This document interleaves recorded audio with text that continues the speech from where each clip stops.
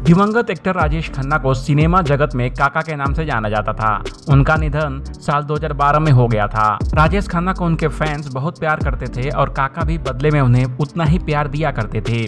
उन्हें आखिरी बार हैवेल्स के विज्ञापन में देखा गया था। उस वक्त काका अस्पताल में भर्ती थे और कुछ दिन बाद ही वह एड शूट करने के लिए एयर एम्बुलेंस से लोकेशन पर पहुंचे थे।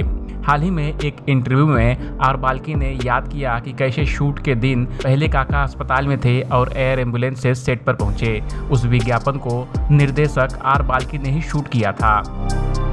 रेडियो नशा से बात करते हुए आर बाल्की ने बताया कि वह राजेश खन्ना से पहली बार उनके बंगले आशीर्वाद में मिले थे।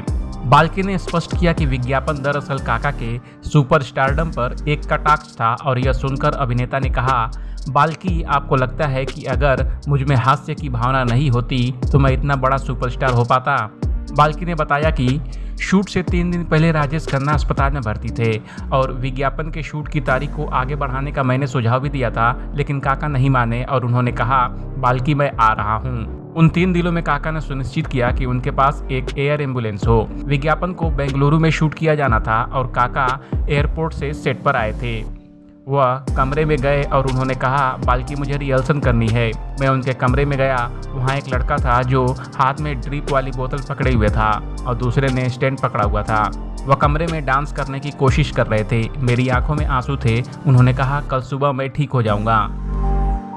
बाल्की ने आगे कहा, शूट के दिन कुछ लोग थे जो काका को असिस्ट कर रहे थे, लेकिन जब कैमरे के सामने आने का वक्त आया तो काका ने अपना ड्रिप निकाली और कहा, चलो एक्शन। राजेश खन्ना ने 2 टेक लिए और तीसरे टेक में कहा, क्षमा करें, मैं एक टेक और लेना चाहूँगा, लेकिन ऐसा नहीं कर सकता। विज्ञापन 1.5 घंटे में शूट किया गया था और जैसे ही शूट खत्म हुआ काका चले गए थे।